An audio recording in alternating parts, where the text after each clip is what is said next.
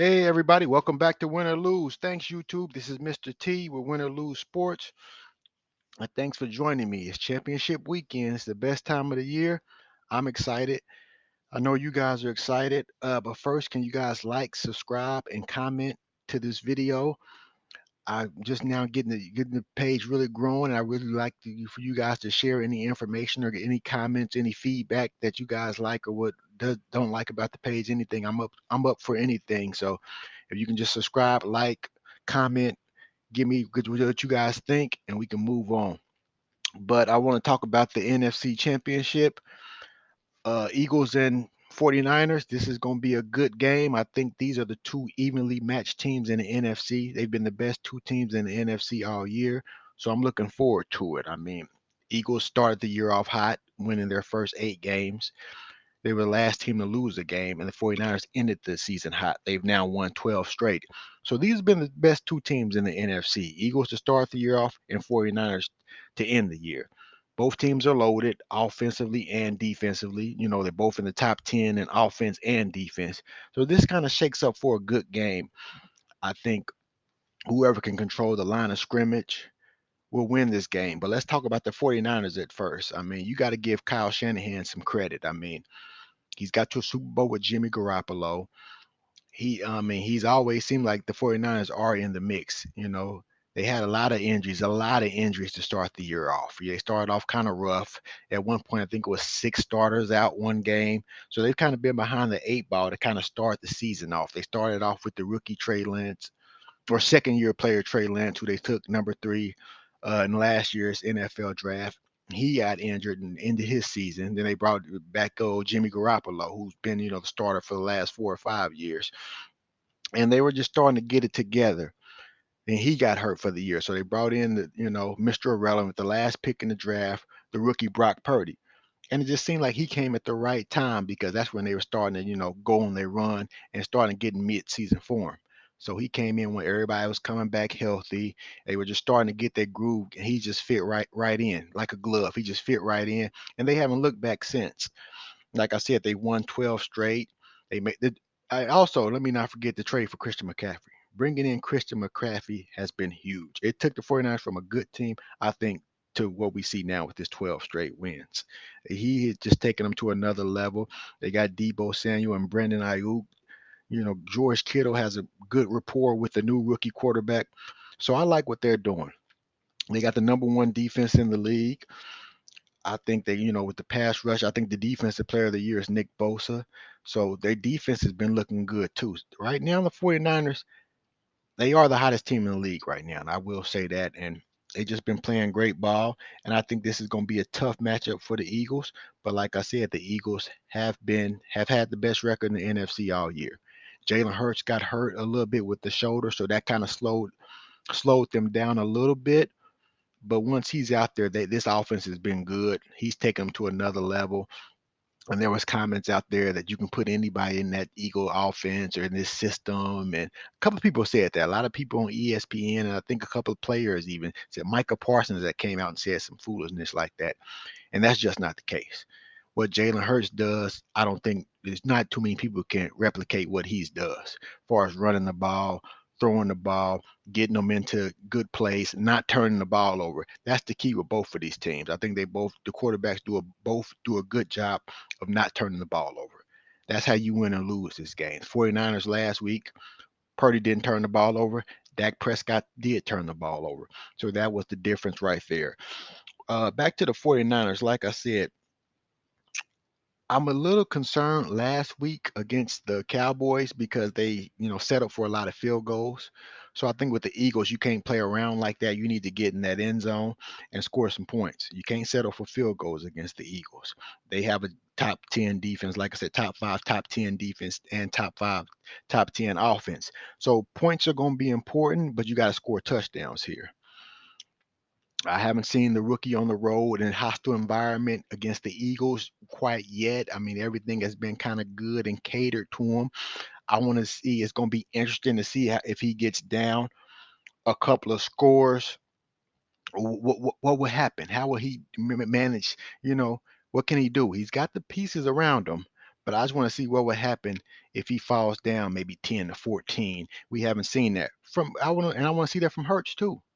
If the Eagles happen to fall down 2 scores, can he line up and get the team back against the number one defense in the league?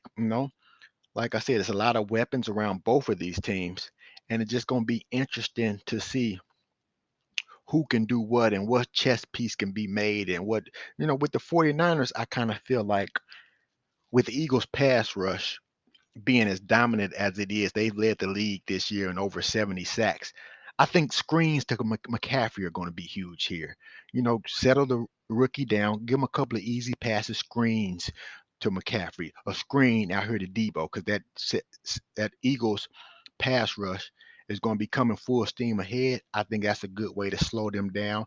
I expect to see quite a few screens from the 49ers, and you can also run the ball against this Eagle defense. I mean, they've kind of shored it up a little bit, going out and getting Linval Joseph and then Dominican Sue. So they've kind of shored it up a little bit, but they haven't faced a running attack like these San Francisco 49ers, where you got McCaffrey. You can come in with Elijah Mitchell, all the different, way they line up, bringing extra tight ends. They got the fullback and Juszczyk who can go out and block. So this is going to be a different running attack than the Eagles have faced all year, and they've struggled against that. I think they have a matchup advantage against whoever George Kittle is guarding. Now the corners for the Eagles are solid, but I think they can take advantage of against the safety or against the linebacker and crew. So I think there's some things the 49ers can do to move that ball, run the ball, keep the Eagles off the field, and see where it goes. Like I said, the Eagles have a tough pass rush, but the 49ers do have Trent Williams, so I think that will eliminate at least one side. So we'll see how that matchup goes. But like I said, I expect to see a lot of screens from the 49ers from this pass rush, run the ball, and use Kittle, try to get in third and manageable and use Kittle against some of those linebackers. I like those matchups also. As far as the Eagles go, I think the Eagles have some advantages they can exploit. I think the offensive line against the defensive line, Nick Bosa against Lane Johnson, two all pros. This is going to be a good matchup. But I think the 49ers might move Bosa away from Johnson, but Johnson's not 100% healthy either. So we'll see how that matchup goes. As far as I think the 49ers are great against stopping the run, but the Eagles got so many formations that they can do with the quarterback and Miles Sanders, who's over 1,200 yards rushing. They can, do different ways. They got three-headed running back that they can throw at you, plus the quarterback. That's going to be the 49ers' toughest challenge against the run this year. They haven't played a team like the Eagles who can run the ball as effectively and as good as they can. So that's going to be interesting. I also think Jalen Hurts, I think he will. Like, Eagles have the best offensive line in the league. Jason Kelsey. I like Lane Johnson is one of the best. Jordan Mailata. So he's gonna have time. I think he's gonna have time to throw that ball right now. And I think that's been one of the 49ers Achilles heel. As great as their defense is, I think they can be exposed passing the ball. And they give Hurts just enough time. I think AJ Brown, Devontae Smith, even Zach Pascal, Dallas Goddard is back. I think they can exploit the 49ers secondary, mainly the corners. I think they can take advantage of those matchups. I think their receivers, Brown and Smith, can take advantage of Lenore and Ward. So I give that advantage to the Eagles. It just all comes down to who doesn't turn the ball over.